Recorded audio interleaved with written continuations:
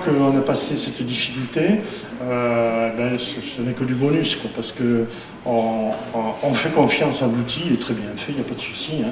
Et je me sers aussi de cet outil énormément pour faire les corrections. Voilà. Donc, j'utilise évidemment tout ce qui est des bics temporaires, et notamment les schémas de Basel, puisqu'on en a 3 dans la machine. J'en utilise principalement un, qui est passe-partout. Dans la mesure où je suis en sport, là je me prête à partir une semaine en stage pour du vélo, bon, ça va être à peu près 90-100 bornes tous les jours, c'est clair qu'au bout de 2 jours, il faut avoir une attitude un petit peu différente. Hein. Donc j'utilise les schémas light, que j'appelle ça light, pour avoir surtout des périodes nocturnes un peu plus légères, sans pour autant risquer les hyper de fin de nuit. Alors, je viens d'en parler, donc pour parler de l'intensité de l'effort, je vais enfoncer ce qui est peut-être une évidence pour beaucoup, hein, c'est que dans la mesure où l'effort est faible, tout juste moyen, l'après-effort est serein, quoi. Il n'y a pas de complexité dans la gestion du diabète. Par contre, quand l'effort est d'un niveau soutenu, indépendamment que le pendant, il faut le gérer évidemment, mais le pendant, c'est jamais le plus difficile à gérer, c'est surtout l'après. Là, il faut être particulièrement vigilant, quoi. Et c'est pour ça que la fonction Aripo, notamment, apporte tout son bonus, quoi. Tout son bonus, pardon. Le sport en solo, il n'y a pas de problème, on est tranquille, on gère son truc, voilà. Bon.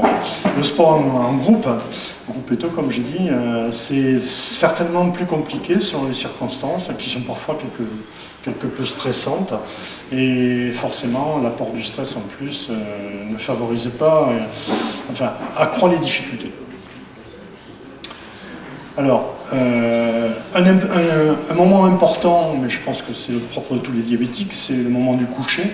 Alors surtout après des journées intenses, que ce soit sport, bricolage ou toute chose qui a fait dépenser de l'énergie, c'est prendre les bonnes décisions, quoi. Quel schéma je vais prendre, sur quel schéma je vais basculer, est-ce que je fais un temporaire pour calmer le feu si feu il y a, est-ce que je fais un arrêt programmé, etc. etc. Voilà.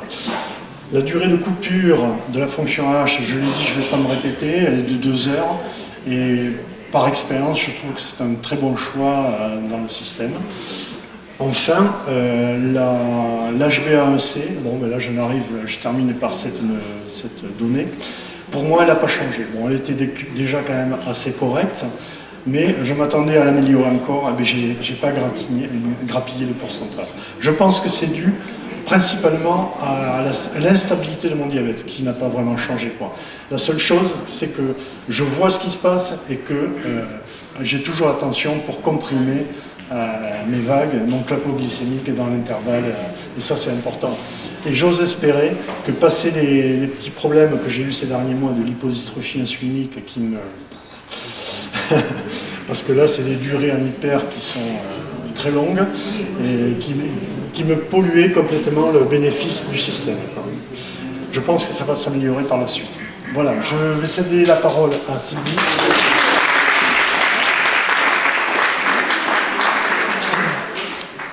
Merci beaucoup, Monsieur Pola.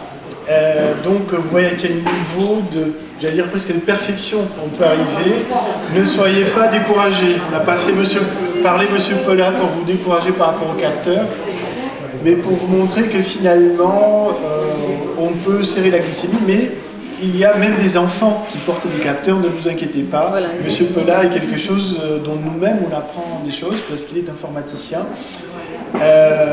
Il pousse effectivement l'éducation à des niveaux très, très poussés, mais une fois de plus, c'est destiné au patient. Il faut que ça soit facile pour le patient. Et je dirais que la chose que je voulais transmettre, c'est un enfant de 14 ans qui n'est pas là aujourd'hui, mais qui est porteur de capteurs. Et je l'ai vu en consultation pour la première fois avec son grand-père. Et là, ce n'étaient pas les mots de M. Pola qui sont très techniques, mais c'était des mots de grand-père. Et il m'a dit, écoutez, grâce à sa pompe et au capteur, qui met la pompe en veille, eh bien, pour la première fois, j'ai pu le garder chez moi, puisqu'il est diabétique quasiment depuis sa naissance, et il a passé ses vacances de Pâques à la maison. Le capteur sonne s'il y a une hypoglycémie, je suis alerté et je dors enfin tranquille. C'est les premières vacances où l'enfant peut être à la maison. Et c'est l'enfant lui-même qui gère et la pompe et les capteurs. Donc n'ayez pas peur, c'est fait finalement pour tout le monde, quel que soit son niveau de compréhension. Et je laisse la parole à Madame. Courte parole. L'enfant, 14 ans, il avait. Courte parole, pour simplement vous dire qu'effectivement, je suis porteuse d'un capteur. Il s'agit du capteur Navigator, la première génération. Qu'avec ce capteur, j'ai pu effectivement, au début, avoir quelques petits soucis pour le comprendre et pour vérifier. Je n'ai jamais fait plus de, 1 à 2 glycémies par jour. Parce que chaque fois que j'ai pu en faire plus, je voyais que le résultat obtenu, lu sur le capteur et le résultat de la glycémie étaient sensiblement les mêmes à 0,2 près éventuellement. Donc je n'ai vérifié les résultats du capteur que quand j'avais des gros doutes ou dans des circonstances un peu extrêmes. Ce qui est le cas de la vie quotidienne de Marc Pelat, qui lui est un sportif de haut niveau. Moi, je suis une sportive de très bas niveau, mais active dans les activités courantes. Voilà, donc je voulais juste rajouter ça. Je pense qu'il y aura beaucoup de questions à se poser. On pourra peut-être se les poser entre soi et se libérer maintenant pour pas qu'on soit en hypo les uns ou les autres. Déjà, si vous avez quelques questions que vous pensez simples, on va y répondre. Puis après, on va aller manger et on reprendra les cours en début d'après-midi à vers 1h30. Alors, j'ai vu qu'il y a deux personnes. Oui. Oui. Oui. Oui, oui. Je me laisse imaginer la zénitude entre guillemets pour quelqu'un qui a une activité salariée. Alors, moi, j'ai eu la zénitude complète en étant encore au boulot avec le navigateur. Il se trouve que c'est le navigateur, bon, je l'ai trouvé facile. J'ai eu au début, je me souviens plus quel était le nom de celle qui était liée à la pompe, mais c'était pas une pompe qui s'arrêtait, c'était pas une VO que j'avais. Et c'était pareil, il était quand même assez fiable. Au contraire. Ce que je voulais dire, c'est que forcément, quand on a une activité salariée, on n'a pas forcément les locaux appropriés, on n'a rien dans le matériel, et en plus on subit la pression quand même de... Oui, mais je crois que Jean-Marc Comte là peut répondre, hein, parce que... Mais si, je crois que ça arrange la zénitude, non Jean-Marc? Bien. Oui, moi pour parler, je suis dans le maître de chez ici, et j'ai une période très stressante dans l'année, c'est septembre-octobre, où je ne sais jamais l'activité que je vais avoir, et je faisais de nombreux hypoglycémies moyennes. Et j'en faisais par contre des sévères la nuit à la maison. Et le fait d'avoir testé le capteur, alors l'inconvénient que ça a, c'est que quand je le fixe le matin, donc au bout d'1 heure et 2 heures après, je crois, il faut refaire une glycémie. Donc c'est vrai, effectivement, il faut avoir de la disponibilité. J'imagine que et encore, il y a la chaîne comme ça, c'est déjà plus compliqué. Bon, moi, je peux me dégager du temps, mais c'est toujours un peu dans le stress. Par contre, ce que ça m'a apporté, c'est j'ai un suivi permanent de ma glycémie et un côté, c'est très rassurant et surtout pour la nuit. Oui, vous faites bien de signaler, vous avez une période de pression qui est fausse. C'est pas longtemps, c'est la période d'âge, ça c'est normal. Mais imaginez le résultat pour les autres qui ont la pression sur 11 mois de l'année. Moi, c'est finalement, ils bénéficient que d'un mois de congé à peu près correct.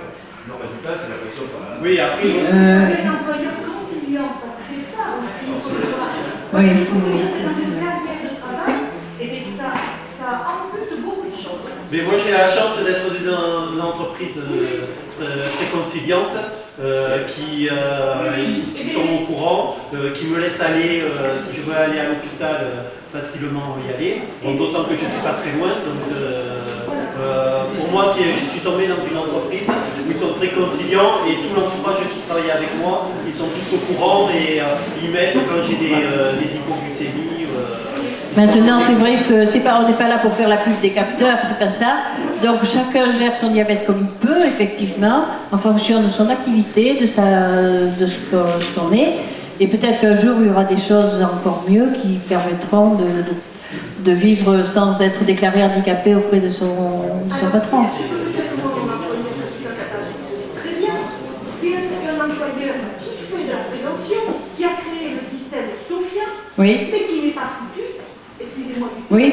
c'est vulgaire, mais de l'appliquer à son propre... Ah, mais ça ne m'étonne pas, ça c'est classique. Hein. Et voilà. Attendez, on le voit tous les jours, ce genre de truc. Hein.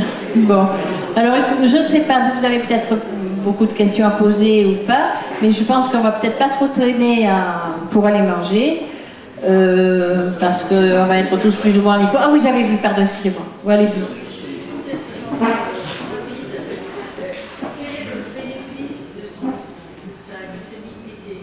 Alors, personnellement, le bénéfice de la glycémie, il est en question. Eh bien, moi, j'étais... Sur là? Oui, mais oui, alors le bénéfice, je peux en parler directement, parce que c'est vrai que moi, j'ai toujours eu, avec plein de systèmes, non, j'ai pas noté là, avec plein de systèmes, des efforts, quoi, l'insulinothérapie fonctionnelle, etc., etc. Je suis quelqu'un d'un peu nerveux et anxieux, j'en sais rien, enfin sûr, on me le dit en tout cas, donc j'y crois. Et j'ai eu beaucoup de mal à descendre mon hémoglobine en dessous de 8. J'étais plutôt quelquefois à 11, enfin, etc. J'ai été plus bas avec des systèmes, mais en dessous de 8, c'était difficile. Et bien ça y est, j'avoue qu'avec le capteur, ça y est, j'ai fait ce que disait Marc Pellat, j'ai pu écraser, si vous voulez. Ne plus monter très haut, ne plus descendre très bas. Voilà. Et moi, je suis ravie de ça. La dernière fois, il y avait 7,6, ça me ravit. Voilà. Pareil. Mais ça demande un temps. Voilà. Il y a un temps où il faut s'adapter, où il faut oser faire les choses. Voilà. Et ça, c'est pour ça que je pense que dans l'assaut, enfin, Michel l'a dit tout à l'heure rapidement, dans l'assaut, moi, je serais partante pour qu'on crée des groupes de gens qui veulent en parler, 2 ou 3 fois dans l'année, des petits groupes, soit au B2 si on nous accueille, soit dans une salle quelconque ailleurs, pour qu'on puisse justement se parler de notre manipulation par rapport à ces technologies, que ce soit pompe, capteur ou autre. Voilà. Est-ce qu'il y a des questions directes maintenant ou est-ce que vous voulez aller manger? On peut se retrouver par contre à 1h30 après pour analyser des comportements, et ça, M. Katarji nous présentera l'analyse des comportements face à certaines courbes, et puis après, les nouvelles technologies.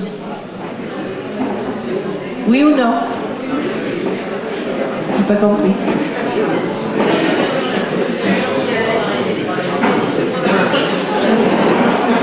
Bon, je vous propose de déjeuner, parce que pour éviter les hypoglycémies, entendre ces capteurs qui sonnent. Ensuite, on verra ces capteurs dans la vraie vie.